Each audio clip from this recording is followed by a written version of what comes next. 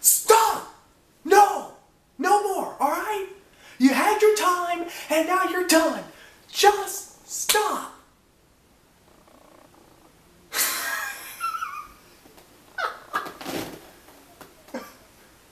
Oh, dude. Oh, it's stuck in my head now. Oh, right. I still have to film a video. Hey, what is going on, everybody?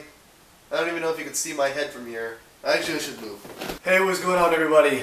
My name is Payne, and welcome to another anime review video. And if you've never seen this show before, pretty obvious you've seen the opening.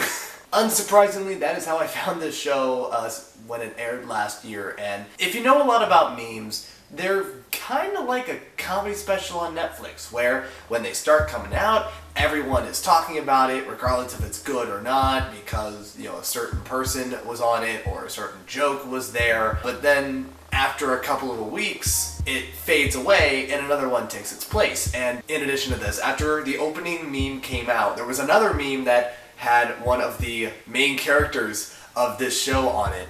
And it's been making the rounds around the anime community and the meme community, both.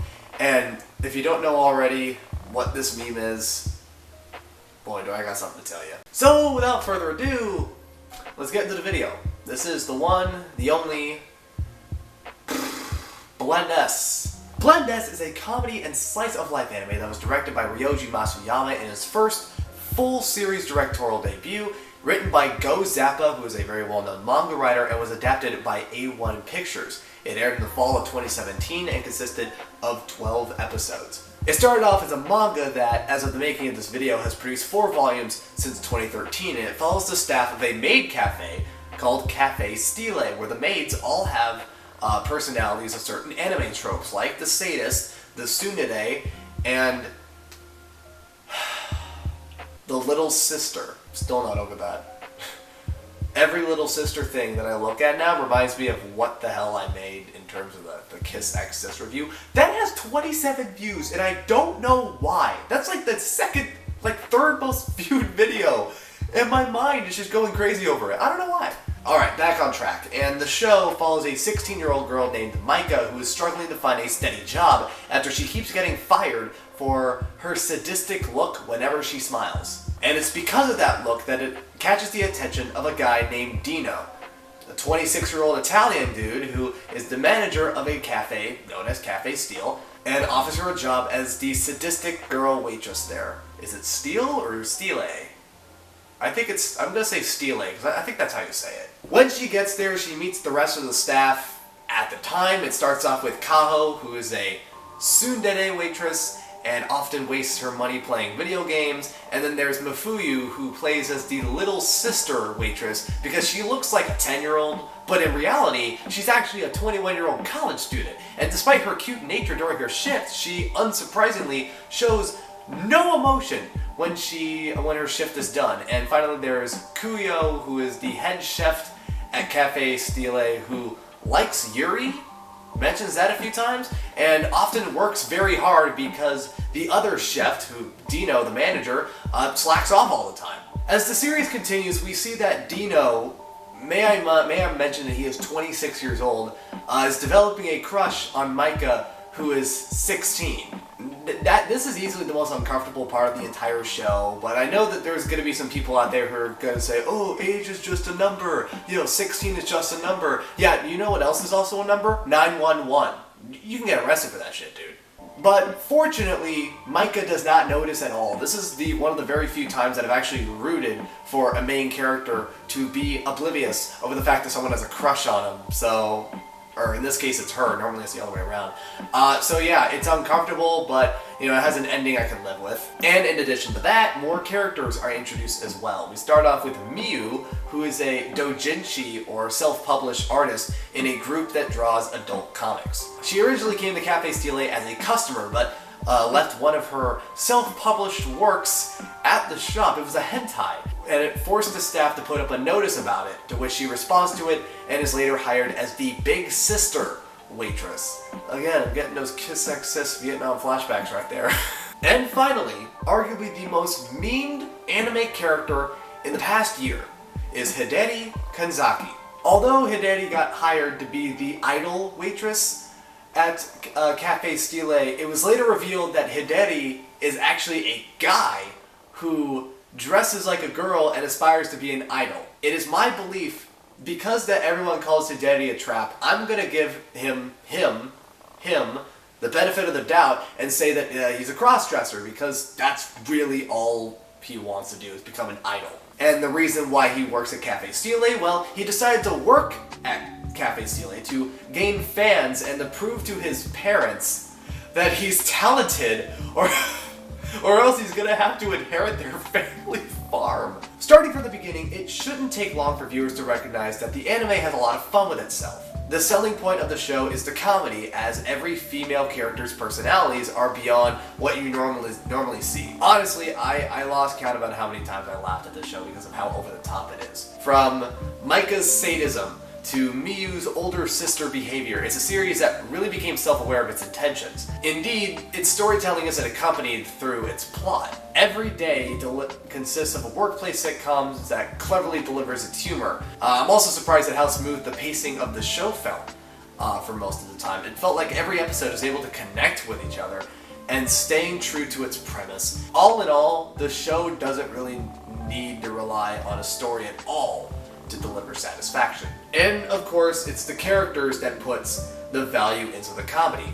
And here is why. The female characters that work there have some deceptive personalities. Micah is one of the guiltiest examples, as she displays traits of sadism in almost every episode she's in, which is because she's the main character basically every one.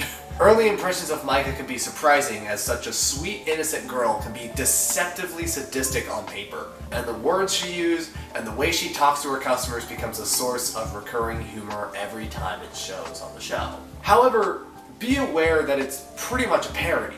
Micah isn't truly malevolent and actually worries about how to treat customers better. The way she snaps back into a more apologetic personality is infectiously amusing to watch. Then there's Kaho, the girl that plays the role of a tsundere.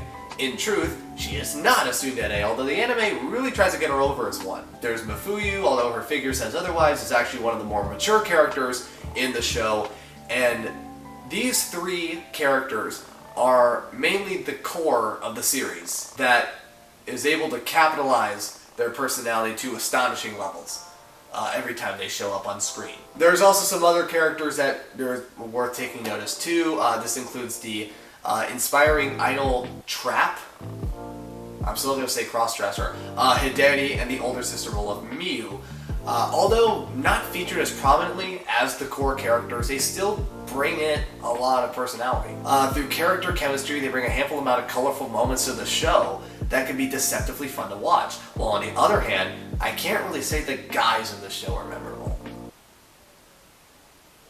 Or at least the ones that are obviously guys. Dino and Cuyo are the only two main guys, although their role is portrayed more as side characters rather than the main characters that helped the core get together. They only shine best through character interactions with others rather than by themselves.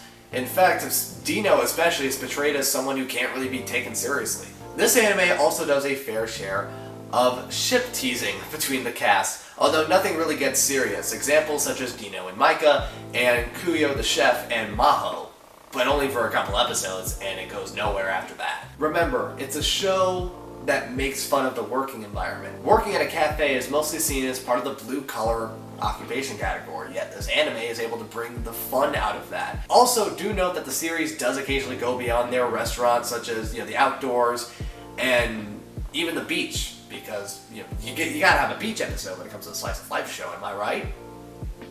Please tell me I'm right. I'm very fucking desperate. As a comedy slice of life, I think Blend S simply did the best with what I had to work with. Some viewers will point fingers at the dead plot or the receptive jokes. However, I do confess that it always feels refreshing to see a show like this step up to the plate. The anime captures the overall mood accurately and consistent with the character personalities, and the way it expresses them is what really gives the show its meaningful value. I gotta be honest, when I finished watching the show, I looked up some stuff about it, and I was pretty surprised to find out that A1 Pictures was the one that adapted this. It didn't really fit in with their style, but thankfully they managed to pull it off, as they're known for shows like Sword Art Online, and no, seriously, try to find another show other than Sword Art Online that you can think of at the top of your head that was made by A1. For starters, Cafe Stile has a surprisingly amount of realism.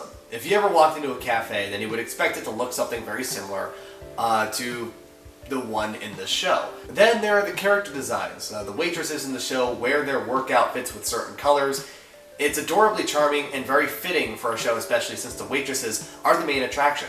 There's also a few character traits that are pretty evident, such as Mifuyu's height, because she's like 4 feet tall. I know, I looked it up. And she's 21, which, for anyone who doesn't know, that is what we consider a legal lolly, because she's over 18. Other traits include Kaho and her twin tails coming out of her hair, and this. She stares right into your soul. It's not pretty. However, the biggest point of the visual style is the character expressions. It reflects the false personalities of the characters as parodies and works in wonder. From Micah's sadistic smirk to Kaho's tsundere reactions are just a few examples. To say the least, A1 convinced me that they can handle a show like this. Oh, and of course there is a fair amount of fan service, but instead of A1 using it in such an alluring way, it's used to portray the credibility of the setting, which I think is smart, especially in this instance when you expect a show like this to have fan service. Now let's get on to the music. Oh boy. Here we go. I mentioned this at the beginning of the video. I actually showed it at the beginning of the video. The opening song. The opening song is called Bon Appetit and is sung by the 3 core members of Blend S, the voice actors for Micah, Mifuyu, and Kaho, but everyone knows it as the Smile Sweet Sister Sadistic Surprise Service song. And ever since the show came out, again, it became a meme that went over. You can look up the song on YouTube or Dailymotion or social media and see many parodies of it. There were even a couple live-action parodies as well, and so far that is the most disturbing thing I've seen regarding the show. And while those words at one point can seem pretty childish, they reflect the fake identity and the personalities of the characters, and if you watch the show, it does it pretty well. Beyond that, I'm also somewhat impressed by the character voices in the show. Characters like Micah, whose voice is noticeable for her ability to shift her tone and voice through certain frames when she's trying to be normal, but at the same time also trying to be sadistic. And Miyu's One-sama voice, or Big Sister voice, gives up a mixture of a mature and sexy vibe that's hard to ignore. And finally, there's Hideri, and the character is really able to surprise you because of the voice.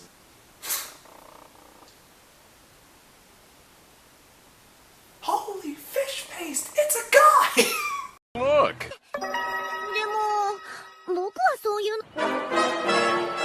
Holy fish paste! It's a guy! Oh, dude. I'm bringing back memories of when I would see the memes. Blend S is hardly Blend, but instead takes great care of its characters. Through their personalities, they're able to sell the show's immense amount of humor to its viewers. Playing as characters that go against stereotypical archetypes isn't easy, but to me, Blend S really worked itself to accomplish that. And with that, I'm going to give Blend S an 8.5 out of 10. I highly suggest this show for anyone who just wants to relax and enjoy some lighthearted comedy, which can honestly be all that's needed to make this show great. Blend S is by no means a spectacular masterpiece, but it's a nice show to watch if you just want to see some lighthearted fun. Thank you guys for watching my Blend S review video. If you like this video, hit the like button down below. If you want to see more anime review videos, hit the subscribe button down below. And if you want to see some anime review videos that I've made, you can click the links on the screen, either that are on there right now or are coming up, or you can go down to my channels. There'll be a fair amount of anime review videos ready for you. And also, if there are any shows that you want me to review, you leave any suggestions down in the comments below. And once again, guys, my name is Payne, and I'll see you in the next video.